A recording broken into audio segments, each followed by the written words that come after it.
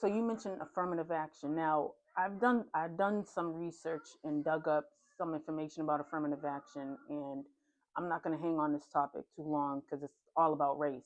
But I realized that the Civil Rights Act, the Affirmative Action uh, Act, whatever you want to call it, and then there's this new thing now that started maybe about less than 10 years ago called Diversity, Equity, and Inclusion, which is Shut DEI. the door. All of those literally sound the same. Civil Rights Act was to allow melanated, copper colored, brown skin, what we know as black people, to work in other areas that not just so called white people. But the Civil Rights Act stated, yes, okay, the Civil Rights Act stated that it was for foreigners, women, people with disabilities, and and it also, yeah, pretty much it, that was the main thing. Didn't state anything about black people. Nothing about black people was stated in the Civil Rights Act. The affirmative action also stated the same thing. And then DEI is the same thing: diversity, equity, and inclusion. So my question is to, for people such as yourself that come from that era of saying, oh, we weren't, no one was hiring us. How come you guys just didn't build your own things that you wanted to work for instead of working for somebody else? Why didn't you guys just create your own businesses? If you wanted to work at a school, or why wasn't anyone building their own schools or building their own banks, or laundromats and things like that that they were told that they couldn't work at? Was there a reason why that wasn't happening, or it was happening and it was just a little, or no one wanted to do that? Because it seemed like people were able to, but no one was doing that. Well, it depends on the person. That's an individual thing. If you want to be an entrepreneur, then you do it yourself. But not everybody wants to be an entrepreneur. Some people rather just say, I want to apply for this position. I don't want to have to build my own business. I just want to apply for this position. So there were Black people who did do their own thing. And yes, they started their own businesses. You just didn't hear about it and you don't know where they all were. So it wasn't always advertised, so to speak, that they had their own. So they did have their own. um you're the person that brought you in, Louise Corbin. um you said that Harvard University wanted to include black people into Harvard, and are you saying that's why she got to Harvard, because she was black, or because she was actually smart? Both. Oh, okay, okay. And I'm assuming at the time of when she was going, the percentage of our people was pretty low. I don't know. Okay, because I never looked that up. I never looked that up to see. I'm sure that there was others that that went to school with her. Um, did did Pop Up go to college? Not that I know of. He was in the service. Okay, and then you said, what was his job again? He when he came out of the service, he went into the dry cleaning business. As his own? No. Okay, and this was before the civil rights, I'm assuming, because you were just a baby when you came to the house. You were like I little. was 4. Okay, they were already working, Yes. right? So it wasn't like they were being discriminated or anything like that. Up north, up here, it seemed like there wasn't that much discrimination. Oh yeah, there was discrimination because when they came back from the war, they was being spit on. Who? The troops. When they had the parade for the troops and they were marching, this is they came back when they came back from the war and there was a parade and the black troops, because they were separated and they were marching through, they were being spit on. But that's not discrimination. That's just hate, Mm. right? So, but as far as I'm saying, when you were living with them, they were working. They both had jobs. Mm-hmm. Did they tell you of any discrimination of working? Yes. Okay, okay. Um, as a child, what were the type of chores you did? And what did you do for fun? I didn't have any chores because by the time I grew up and everybody was out the house, so it's just me, Michael, and O'Brien. Ma had someone cleaning the house, so I didn't Wait, have wait, to. wait a minute, wait a minute, wait. She had someone cleaning the house for her? Yes, on the weekends. On a Saturday, someone would come in and clean. When Barry and I were young, she even had a doctor come to the house and do house visits. I remember that. That was so cool. Wow. We So didn't have to go to she the had hospital. a housekeeper. Just on the weekends, not every day. Wow. I didn't know that. That's pretty interesting because, and this was the 60s. No, 70s. Okay, all right, around the Late 70s. 70s, I was in high school. Now, can you tell me about busing? Yeah. Oh, okay. What I is thought you were going to it? ask questions. What is it? So it was during, it was at a time where segregation and desegregation was happening throughout the country.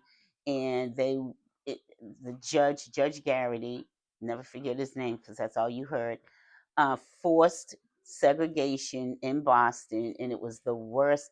It was so bad that it made worldwide news because the kids that were high school going to South Boston Mhm. were threatened. The buses were burnt. The students were rocks were thrown at their buses. They were spit on. Parents and teens were attacking the black students going to high So, school. do you think busing was needed or No, necessary? no, it wasn't They necessary. shouldn't have did that then. No, students in Dorchester should not have had to go to South Boston. Hmm. Why? Right. I was fortunate to not have to go through that. Mom made sure Barry and I did not have to go through that, and it was such a blessing. She knew her cousin, her husband's cousin worked at the Boston School Committee Hmm. and made sure we got into Madison Park High. So, busing was up up up north. Is busing is the because I just want to understand. Busing was when kids from one part of Boston was being sent to a different race of a predominated race. So, for instance, the black kids from Dorchester would go to the all white school in South Boston. Right. Okay, so and vice versa, the white kids from South Boston would come to Dorchester. What was their purpose of doing that? I don't know what Judge Garrity wanted to accomplish. Basically, it was the aspect the better schools were probably in the white neighborhoods and not in the black neighborhoods, which I to this day I Um, can definitely agree because I do not remember bringing home homework. I do not remember taking exams. Um, to me, the Boston school system was a joke yeah. because I came out of there not learning anything. So you think so then that's more so the teachers, the curriculum, the school Right, committees doing, right. because the school committee is over all of Boston public schools, not just Dorchester High or Madison Park High, but there are at the time there was a South Boston High. It's no longer there. It's called something else. But they were also Excuse me. over that school. Yes, So if South Boston High students who were predominantly Italian and Irish and Polish. Irish Oh, was Irish. was predominantly Irish. Okay. Well, white. Um, they were, from what you're saying, they were getting the better education. Do you know that? That was the rumor. That was the rumor, but you don't know that because you No, never went to those schools. no. Okay. But busing started when what? You was in. Busing started in 77. So you was in high school. Yes, Okay. So by that time you was at Madison, and yes. Madison was still brand new, right? Yes, the building where I went, So yes. Madison was still brand new, but other schools were still in existence. So Madison, all they had to do was get the same curriculum from other high schools Right. and bring that there. Now, what you were saying is I wasn't getting exams. I wasn't bringing home homework. Was that while you was in high school, or were you talking about middle school and elementary school? Middle in high school. But Elementary, I can say I brought home homework. so high school was, you weren't bringing home that much No, stuff. I Okay. wasn't bringing home anything. So that was the Boston Public School Committee issue. Right. Okay. And back then, were you guys, because you was a teenager, but do you think parents were saying this is a racist issue? Because why aren't our kids getting the same treatment as South Boston or whatever, High Park High? How did you guys know that? Well, you said it was a rumor, so you really don't know what type of curriculum they were getting. Yeah, well, what ended up happening is also a program called MECO was developed. Mm-hmm. So students were able to leave Boston and go to suburb schools. Right. And in those schools, they were learning. Mm. But there was also the issue of racism with the teachers there. And so they had that problem there, but the parents rather would deal with it because their children were learning, Okay. so-called. So I have watched a documentary it's on YouTube about busing, and was that just a term up here, or was it also a term down south that you know of? I don't know about down south, Okay. just Boston. So it wasn't about segregation; it was just about mixing the kids, because Yes. it was the school system segregated still by race?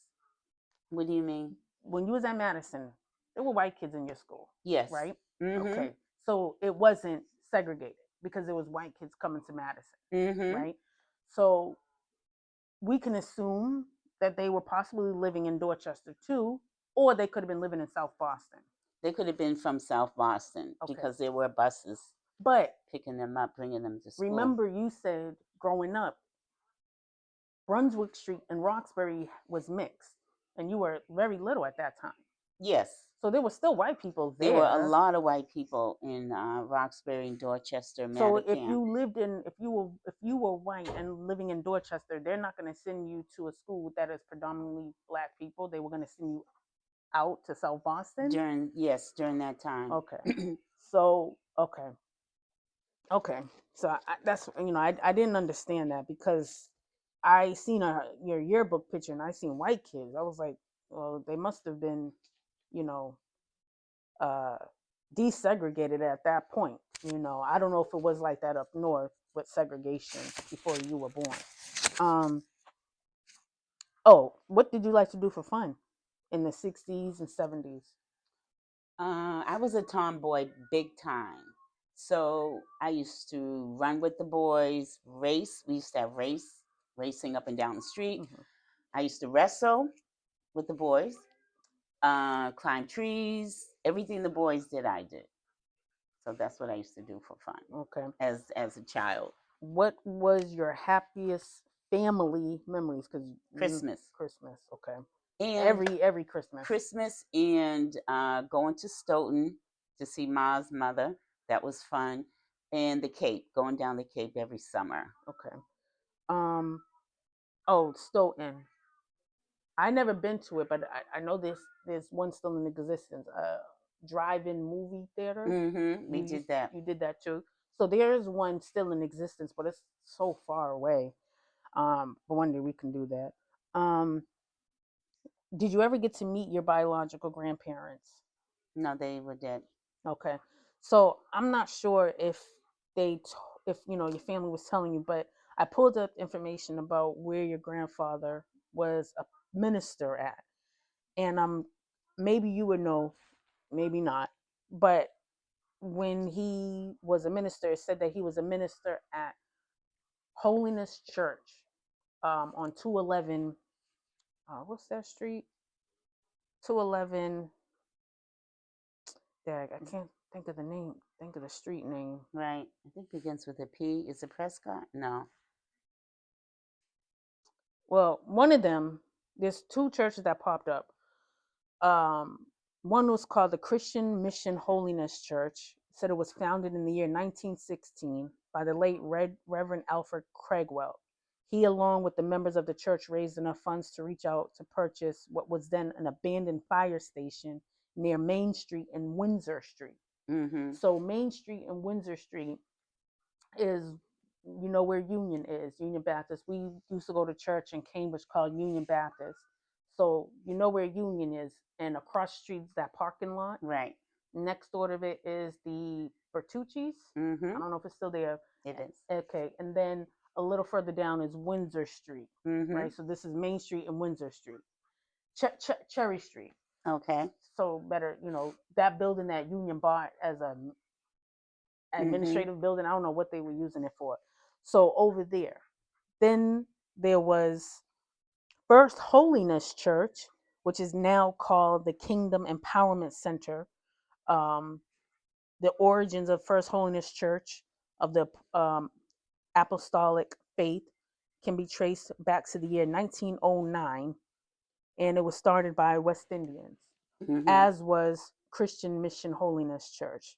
Um, the pastor came from Barbados, came up to Cambridge, and started Christian Mission Holiness Church. Now, I don't know if that's still the same name. I think it was something else, but I'm not sure if that's the name that your grandfather was at. Would you remember? I just remember 211. Yeah. And he was the associate pastor. He wasn't the pastor. Right, the associate pastor. So 211 is First Holiness Church, which is now called the Kingdom Empowerment Center, which is where Lorraine Thornhill is now the pastor. Right, that's where he was, an associate pastor. So my mom has done a lot with going to school. She has her master's in business. MBA. Okay. Yes. And she's also has gone to school to be a minister as well. Did you know that your grandfather was an associate pastor before you did all of this? Yes. Okay. So how does it feel to know that you are possibly representing something that was in the past and you're bringing it back to life? That's a good question. It feels great because I asked my cousin Melinda, would he approve that I am a minister? And so she said she thinks he would, but I don't think he would. Because you're a woman. Right. And because he was Pentecostal. Right. And they didn't believe, and I think they kind of lightened up, but a lot of Pentecostal churches, the doctrine was to no woman can lead a church. That's just what it is.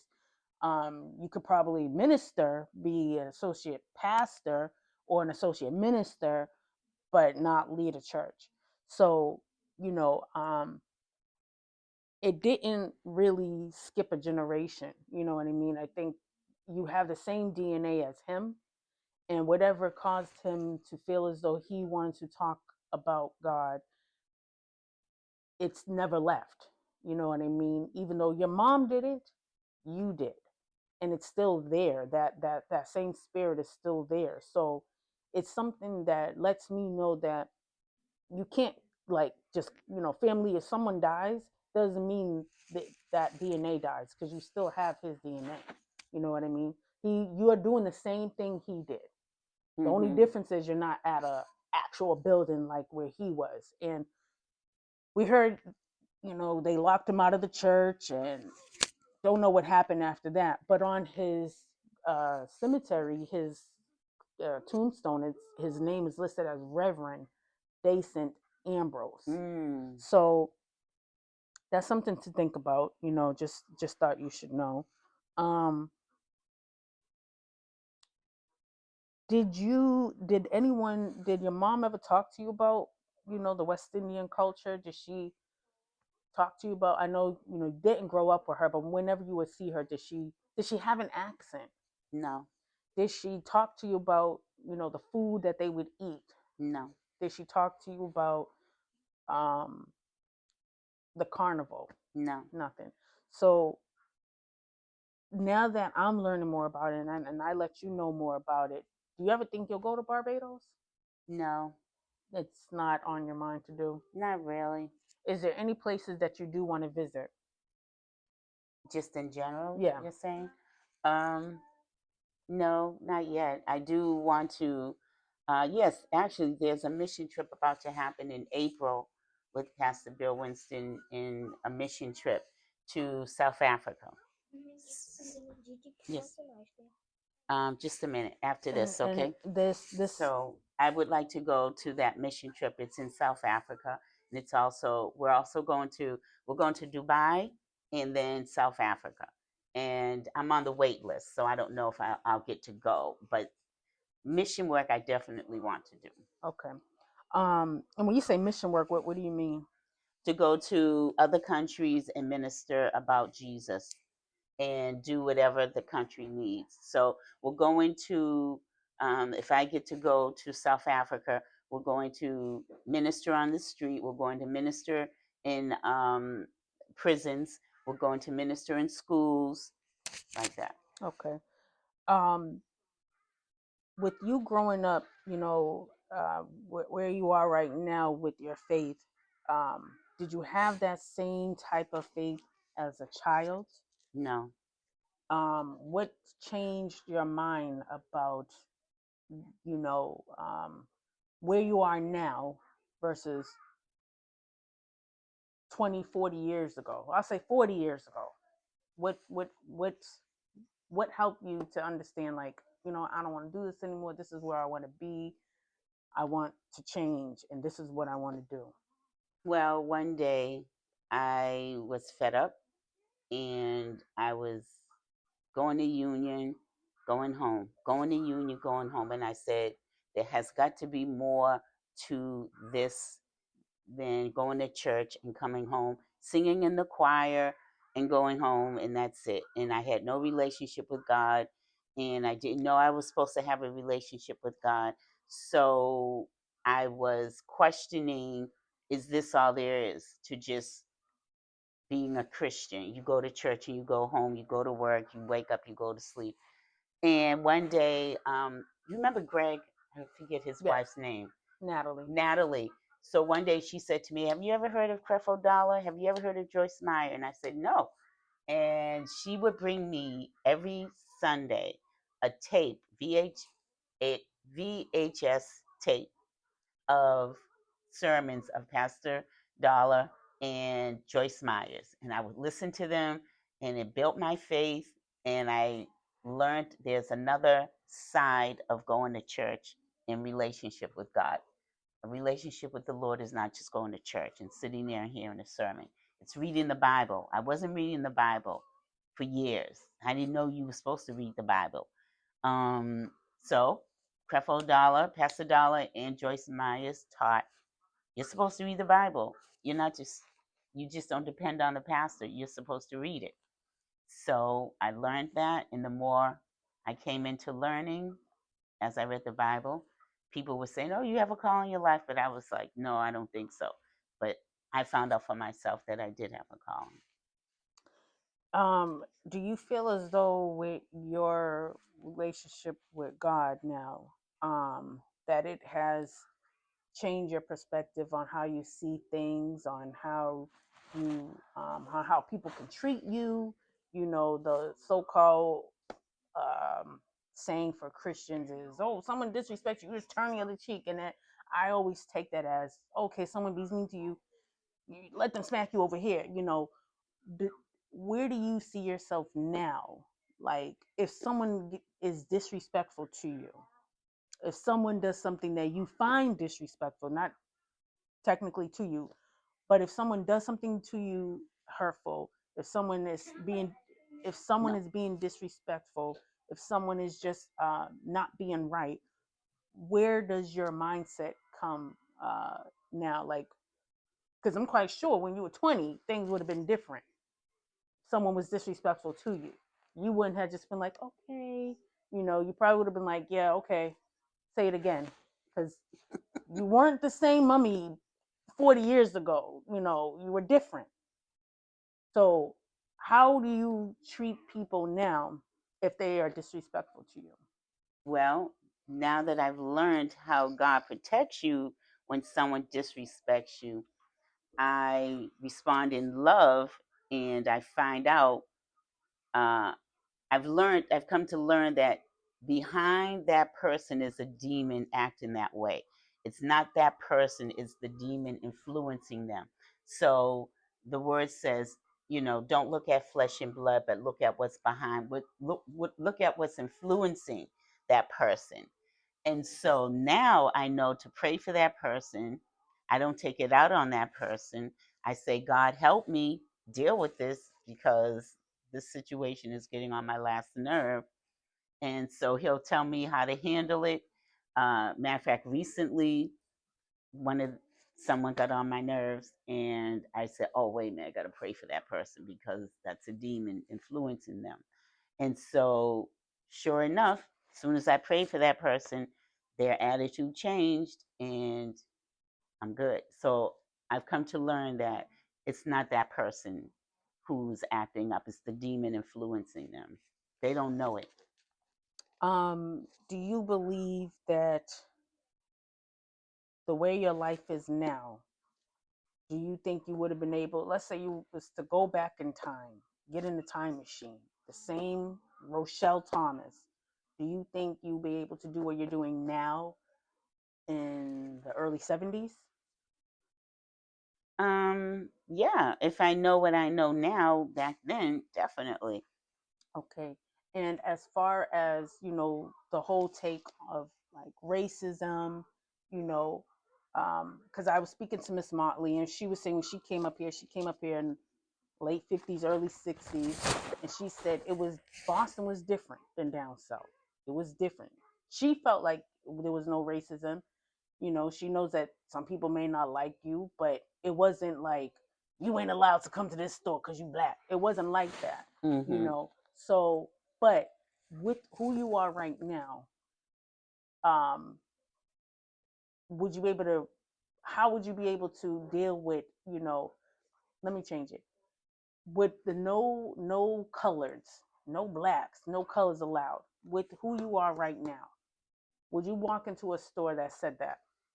No, no colors, Yeah. no black. No, I wouldn't. Why? First of all, you would be breaking the law because it was a law back then. So, So don't break the law. right. Go to another place. And that was the other thing because I watched these documentaries and I would see